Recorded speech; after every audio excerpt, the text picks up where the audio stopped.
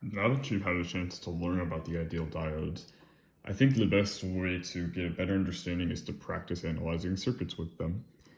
Try to redraw this circuit on your own and try to solve for this voltage across the diode as well as the current going through this circuit. You can pause the video and I will now begin the solution. So if we redraw the diode from before, we know that this is the anode and this is the cathode side. And typically we have the higher side on the triangle and the lower side on the straight line. So if we look at this voltage, we have 5 volts coming in from the top or the high side. And on the cathode or the low side, it is going to ground, so it will be 0 volts. So because of this, we can say that this diode is forward biased. That means we know that the voltage is equal to 0 and that this diode is going to behave like a short. So we can solve for the current as just the current across this resistor. So it will be 5 volts divided by 2.5 kilo ohms, which is equal to 2 milliamps. Now let's try this circuit, which is a bit different. Try to redraw this on your own and solve for the current I and this voltage across the diode V. Now again, if I redraw the diode from earlier, we have the anode and the cathode. Typically they go from high to low. Now you may be a little bit tricked off by this negative 5 volts. But just remember, even if it's from 0 to negative 10 volts, that's still high to low.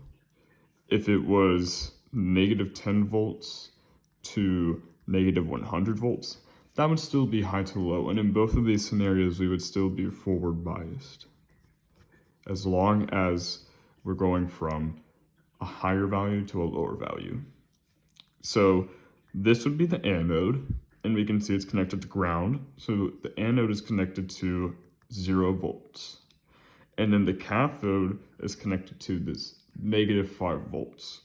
So in this circuit, we're going from 0 volts to negative 5 volts. And therefore, this diode is also forward biased, which means the voltage is equal to 0. And again, the current, we can just solve for the current across the resistor.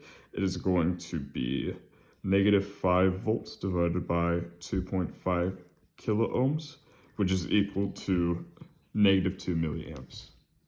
And this is a bit of an advanced concept, but because we solved for a negative current, it means our current direction is actually flowing this way. Now I want you to try another example with another DC circuit. So again, try to find the current going through this circuit and the voltage across the resistor this time. And I will now solve it.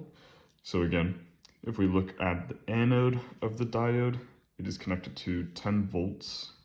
And if we look at the cathode, it is connected to ground, so it's going to have 0 volts. So again, we can look at this diode is going from high to low, 10 volts to 0 volts. So we can conclude that this diode is going to be forward biased, which means the voltage across the diode will be 0 volts because it is going to behave like a short. That means the resistor is going to take all of the voltage. It's going to take all 10 volts. And then the current again, since this diode will be conducting current, we can just solve it by calculating the current across the resistor. It will be 10 volts over 1 kilo ohm, which is 10 milliamps.